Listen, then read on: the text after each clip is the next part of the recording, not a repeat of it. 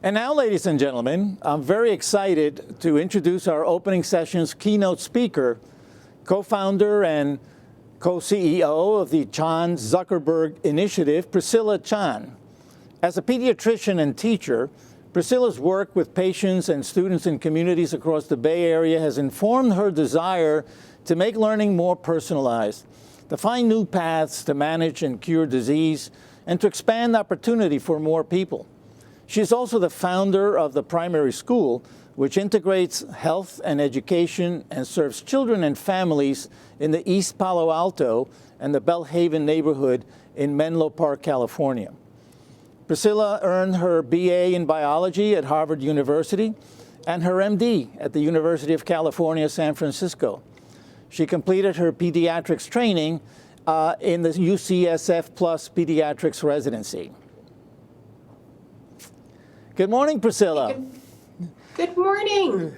On behalf of AASA and all those in attendance today, we're so excited for you to be with us. I'm thrilled to be here and to help you kick off your conference. Before I get any further, I want to congratulate the fellow honorees and thank the AASA. Congrats to Lily, Barry, and Lillian on the Dr. F.E.H. Jones Humanitarian Award. And also congrats to Dr. Reed for the National Superintendent of the Year. It's amazing work. And thanks to you and the group, CZI is so grateful to be a friend of your organization. And I am more than anything grateful for all the work that you guys have done. As Dr. Reed said, being the light in the tunnel. So incredibly moved to be a part of this. Well, as long as we're giving out awards, I'd like to present the Chan Zuckerberg Initiative with a very special award called the Friends of AASA Award. Now, each year I get to present this award to a non-educator or group organization who has consistently supported the mission of AASA and has given their time and effort to help the association accomplish our goals to advocate on behalf of public education and assist with the professional development of our members. So, through your generosity and the generosity of the Chan Zuckerberg Initiative, the 3-year, $400,000 grant that you provided to us has allowed us to explore and strengthen policies and programs and superintendents and other administrators in creating and advancing social and emotional learning outcomes for students. So on behalf of ASA, we present to you this award that originally I was going to toss it to you and you were going to catch it, but maybe we'll just ship it to you. That'll be the safest way. So thank you, Priscilla, and let's engage in a discussion.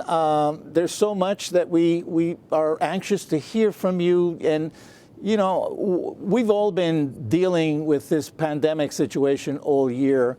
And our children in particular. And as we begin to emerge into a post-pandemic period, share with us, if you would, your long-term strategic vision for reinventing public education. Yeah, so I think what the pandemic has made increasingly obvious to all of you guys as educators and for us at CZI is that teaching and learning doesn't occur in a vacuum. There are so many factors that go into a child reaching their full potential. We know that adult mentors believing in a child play a critical role in maintaining a child's well-being, social, emotional, and physical needs. And that's where we want to make our contribution, or at least we'll try. We believe that we need to take a whole child approach to education, one that honors the humanity of every teacher and student and takes an equitable approach to each student reaching their full potential. We recognize that we are all working in an educational system that's based in a historically racist approach, where race and socioeconomic status predict student outcomes, and school administrators and teachers aren't provided with the resources to actually serve the whole child. So in our work, we partner with educators like all of you to try to change this by differentiating learning experiences that equally support the well-being and academic achievement. We do this in a few ways. We build tools that equitably provide students with differentiated learning experiences that support both academic and non-academic needs. We provide grant support to bring the latest learnings from the science of human development into the classroom, into the hands of teachers and students. And we believe in building and supporting a broad bipartisan coalition to drive change in our educational system, because we know that's the only way that we can all make lasting impact together. So we hope through these mechanisms, we can be part of building a world where all students can develop the knowledge, the skills, the habits, and agency to thrive and reach their full potential. And most importantly, that we'll be in a future where a child's race or income does not decide their destiny. Well, that's a great goal. Can you share with our audience of educational leaders some of the action steps that you would recommend need to be taken to achieve that? Yeah, we're in an incredibly critical moment in thinking about our kids, and sort of all the coronavirus in this moment has highlighted and widened all the cracks that were in our educational system before. We're facing dual crises. You all see and know that academic learning gaps are widening. Mental health is worsening. And it often feels like we're facing a false choice. It's not one or the other. We all know that academic learning starts with building really strong relationships to make students feel safe. It seems almost ridiculous to, when we bring students back into the classroom, to say, how's algebra going? Like, we need to treat teachers and students as humans and address the humanity and the experience that each one of us has had in the past year. And there's real science that backs that up. For those of you who like to get a little nerdy, our hippocampus shrinks when we have high levels of cortisol, and it makes it hard to learn and to pay attention. And there's a lot of reasons why kids' cortisol levels are up these days. They're suffering from social isolation. They may be at home in homes where food and safe housing are affected during the pandemic. And we also all know that Black, Brown, and Indigenous students and their families have suffered the most in the pandemic as a result of the coronavirus. So we really need to be thinking about what is that environment, what is that context that we're all going back to, students and teachers. And we need to prioritize a sense of safety, connection, that can prime the school classroom for productive learning. And I specifically want to call out the teachers too, because each adult has a lot going on in their homes and in the face of coronavirus, and we're all trying to make this work. So we have to, it's not just for students, we have to think about this for educators too. And my hope is that technology can help us here too, now and in the future with after the pandemic. For me, it's a myth that technology gets in the way of student-teacher relationships. I believe that we can use technology to help give teachers insights on what kids need, support one-on-one relationships, and help make differentiated learning possible. So if I may, let's dig in a little more into what you just said. One of the issues that our educational leaders have been facing this year, and is very much in the future, is that we hear the talk of the learning loss, the gap in achievement that has widened. And you made the reference in terms of basically the millions of children, for example, at the beginning of this pandemic that didn't have the technology, didn't have the internet access at the home. So that there is no question. And we'll measure it, but we know that the huge amount of learning loss. But let me share something with you regarding a lot of the discussions that I have with our superintendents.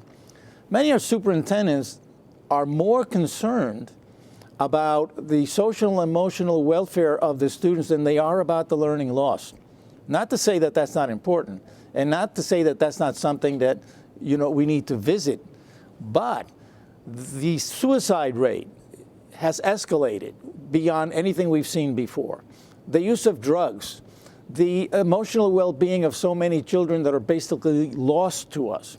So what's your opinion relative to this particular issue? The learning loss is important, but a lot of superintendents are thinking, to the point that you made before when the kids come into the classroom, is, hey, how are you doing, before, hey, let's get into teaching algebra?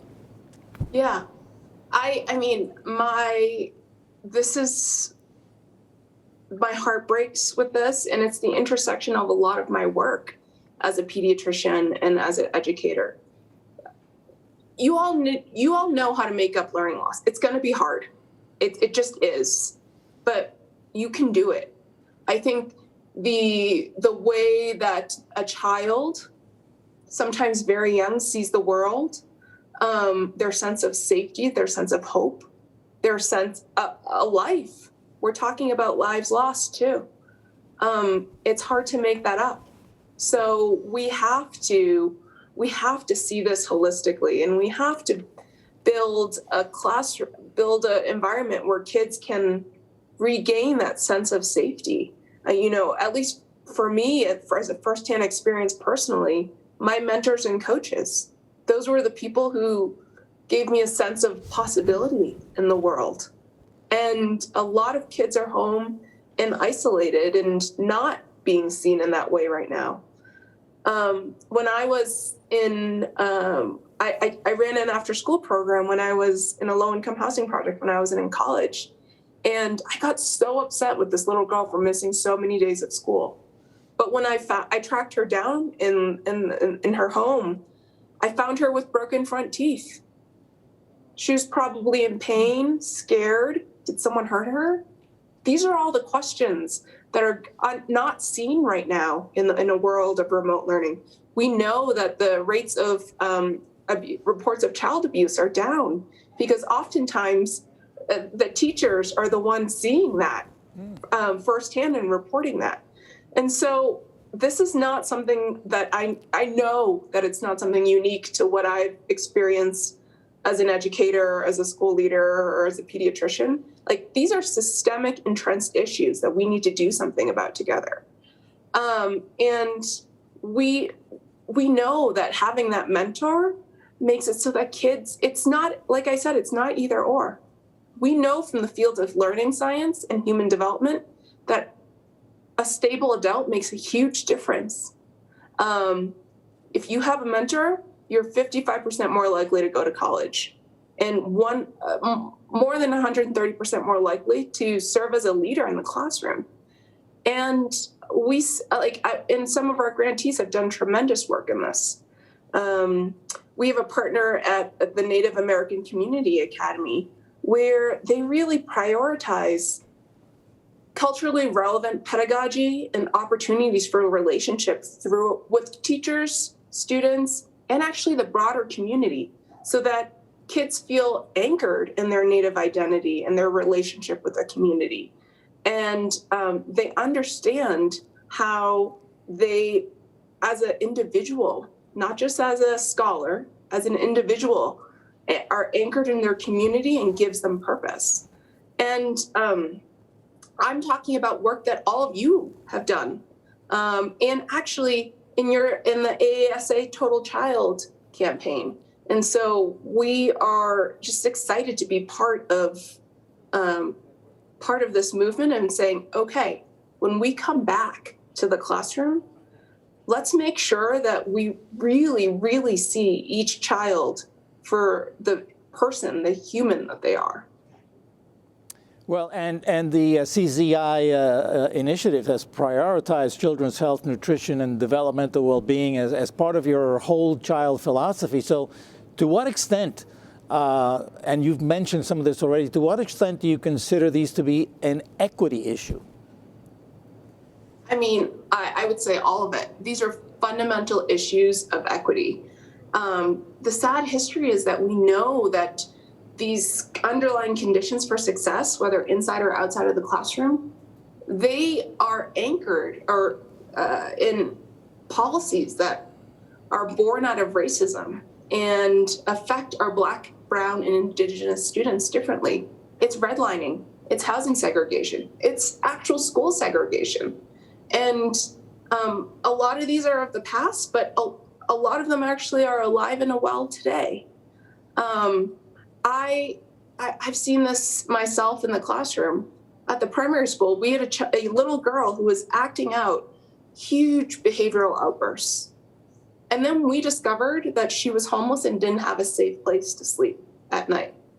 And so when we partnered between parents and teachers to build not a learning plan, a sleeping plan, we allowed her to have longer periods of sleep in a place where she felt safe in the classroom. That changed her outbursts altogether. And so easily we could have labeled it something pathological in her, but it wasn't about what was wrong with her. It was about what was wrong with the conditions that we had surrounding her ability to be successful in the classroom. And so we have to think about healthcare and nutrition, and it's sort of safety. We have partners like at the Fuji's Academy in Georgia and Ohio that really connects with families to talk about these issues of like well-being, health, nutrition, medical services, health insurance. And it's about relationships. It's really scary to bring up that topic. It's like, as a parent, I'm not able to give my child a safe place to sleep at night. Or as a teenager saying that they don't feel comfortable at home for a number of reasons, that's a big deal. We need to build relationships to get to the point where we can talk about these things that affect the child's success in the classroom. Girls Athletic Leadership School, they place a huge emphasis on relationship building to connect them with their teachers, their parents, and each other so that they can then be successful in the classroom and serve as leaders. And actually, the way a kid sees themselves, identity is so important. Do we see ourselves? Does each child see themselves as belonging in the future around them, belonging to a successful, productive community? And a culturally responsive pedagogy curriculum is important to that, because there's a lot in seeing yourself in history. You know, a typical lesson about Plymouth Rock might be about the Pilgrims and the Indigenous people, but we need to talk about that. We need to talk about those who have been forgotten, because students may identify differently in that story, and a lot of the emotions and implications that come with that piece of history. And not seeing themselves at all is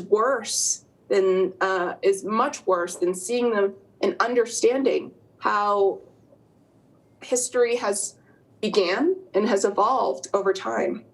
So, I mean, I just named 3 schools that I would say are heroes and really at the forefront of thinking about this work.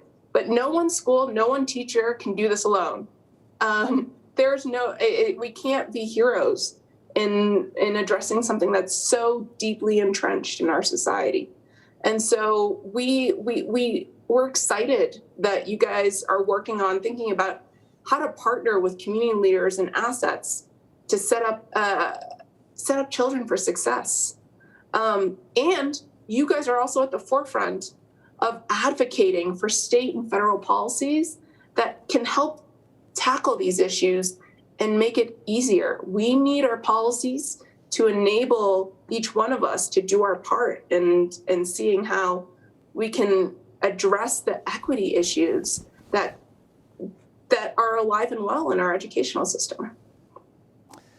You know, one of the issues I think that we're confronting, and again, what we have done at AASA, thanks to you, is done a lot of work in developing support for our educational leaders as they try to roll out these programs. But ultimately, we've been talking about this, ultimately it gets to the classroom level and it gets to the teacher and the students there.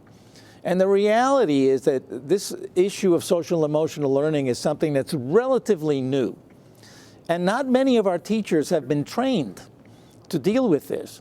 And as I walk around and visit classrooms and look at schools that are implementing this program, as I'm sure you do as well, what I tend to see is that there are these programs that are kind of canned programs, and social emotional learning is almost being taught as a subject rather than as an experience.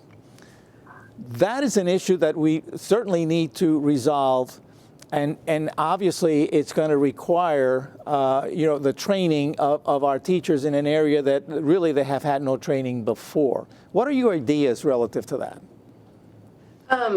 I feel strongly that we need to be able to bring the research to actual practice for teachers. I think oftentimes it's too easy. Like I spouted off, mentorship. It helps students succeed. That's based on learning science. But how do I, as a teacher, bring that into the classroom? Telling a student that mentorship is going to improve their success does nothing for the student, exactly like you just said. And so we have to think about how to bring that research to practice in a way that is meaningful to the teachers. And one of the ways that we're working on this is supporting our partner, Gradient Learning, to build tools for educators and students that don't just tell you the research, it helps you bring that research to life in your classroom. One example is Along, something that we built between CZI and Gradient Learning, where we built an interactive video journal, which we're piloting with teachers to help forge student-teacher relationships. But what we built into the tool were sort of in-the-moment tips and reminders on, here's a prompt that might be interesting. Here's an easy way to follow up with a student that allows a student to be seen and a teacher to be able to help them coach them on critical life skills, stress management, organization, motivation. And we've heard from teachers. Well, first of all, our pilot teachers have given us tremendous amounts of feedback to help build the tool.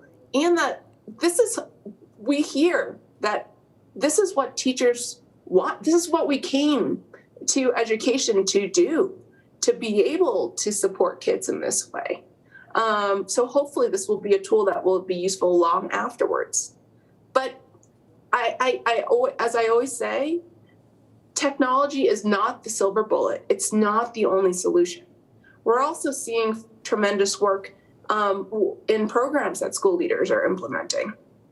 Van Ness, a district elementary in Washington, D.C., they spend a lot of time supporting mentorship, nutrition, daily community building.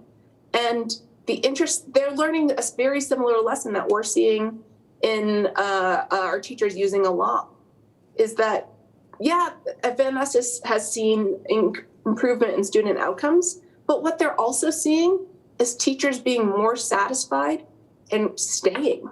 They're digging in because this is what we all came for, to see a child, see their potential and help a child grow and stretch themselves. And so we're really excited to be able to both build technologies that brings that research practice to life and also support all the school leaders, many of the school leaders building this into their pedagogical approach in the classroom every day. So one of the issues that our administrators face is the issue of accountability. And we know that accountability, as it stands right now, focuses entirely on academic achievement, not on social emotional learning. Yet, we understand, and you do very well, the need for the total child to be considered, not just the academic portion. And we dealt with that question before relative to the learning loss versus the social emotional needs of the child. And so when the way that districts are evaluated and schools are evaluated and even teachers are evaluated is based entirely on the academic achievement of the students and nothing having to do about the social emotional, what are you thinking and what is the initiative thinking in terms of advocacy, certainly at the federal level and probably at the state level, that will take into consideration other than just the academic achievement of children when the social emotional well-being is so critical? Well, it's partnering with groups like yours to raise the voice and the need of this. And my hope is that through the pandemic, every single parent is living this at home. School districts, you guys are seeing kids that are lost. Where did they go? And state legislatures are seeing that the critical component, hopefully in their own homes, if not sort of in what we're learning through the pandemic, that social emotional learning is important because they're seeing that, yes, you can, maybe we're delivering remote school or whatever it looks like, but we are all going through this period in our homes, and we need to demand that. We need to take this moment of this global pandemic where we are all experiencing trauma, having and losing that daily touch that teachers give for social emotional learning. We need to gather the voice of parents, teachers, school leaders to say we can't forget this. We can't just move on. Hopefully that's momentum that will sort of be at our backs as we advocate for policy changes that allow us to at a accountability level take into account more than just academics. So the initiative, I'm sure you have plans for the years ahead. Can you share with us some of your ideas in terms of where you see the initiative going in the future? For us, it's all about staying close to the front lines. I run the initiative now, but my true identity is a classroom teacher and a pediatrician. And I try to see all of the work through that lens. Like when I learn about something fantastic in the research lab or in the learning science lab, I ask, how do I take that how would I have taken that into my practice? So for us, it's about staying close to the front lines, learning from innovative practitioners in the science lab, in the classroom, and saying, how can we better support this work? And how do we help you share this with others? And so that's what we'll be doing, and that's why I'm excited to be able to share some of our work with each one of you, and because we want to see, what are you guys up to? What works? How can we help you? Do you have a sense at this point with the work that you're doing at the national level, do you have a sense of how many or how far we've gotten? Are you encouraged by the growth of this through systems? There are 14,000 school districts in America. What's your assessment of where we are relative to what the work of the initiative is at this point? I think that there are tremendous groups across the country. I named a few schools, but the work is tremendous. And I would say that we are all trying to get our feet under us and sort of reassess. We all sort of, at least for me, even at the initiative, got sort of knocked down last year and saying, and how do we do work? How do we reevaluate how our organization works. And I'm sure every school district had that same conversation. And so we think that there's a lot more work to do, but we're also incredibly excited. It's kind of a funny thing to say in this moment, but I think all the cracks and the pain points in the educational system that you've all lived with for many years, everyone is looking at them now, and we can't look away. We have to make sure that we advocate for improvements in the way the system works. And I pray that we don't forget the pain of the kids feeling lost and lonely, and teachers feeling like they don't have this, teachers and school leaders feeling like they don't have the right supports. We can't go back to that. And we need to improve infrastructure for us to be, school systems to be resilient. We've seen many examples, including our partners at Summit Learning, the Summit Learning program, where they spent many years building in the mentoring, the technology, and differentiated learning in the school building. And when we all hit the shock of the pandemic, they were able to transition. 300 schools were able to more easily transition. So what are the other pillars like that, where we can build in more resilience or strength into each one of our districts? That's what I'm excited about. So that's a great point, because, you know, a lot of people are trying to see if there is a silver lining to the pandemic, and saying, was as a result of the pandemic, is this going to give you authority, basically, to make significant changes to education? You know, you were a teacher, you know what it's like to be in the classroom. Do you have some sense of some of the things that the pandemic might allow us to drop as we move forward to this brave new world?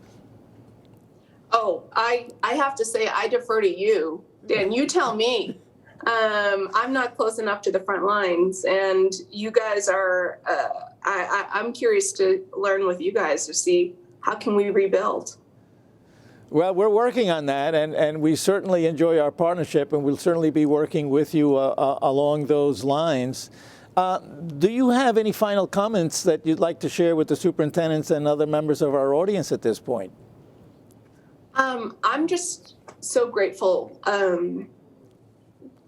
I mean, tireless, heroic work that each one of you guys are doing. And I hope between the next few days, between the workshops and, you know, honestly, just getting to connect with others that have been doing the same role as you in the past year, that you get a chance to re-energize, to feel heard amongst each other, and to rest. And I'm just grateful, and thank you for having me here today, and thank you for the incredible honor. Well, it's been a great discussion. I certainly appreciate your joining us today. Thank you again for your support, and we look forward to our continued work together. Thank you so much, Dr. Priscilla Chan.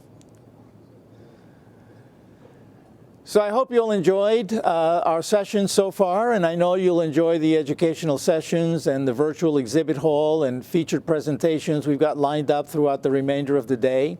The full schedule can be found on the virtual conference site. So thank you much, and see you today and the rest of the day tomorrow.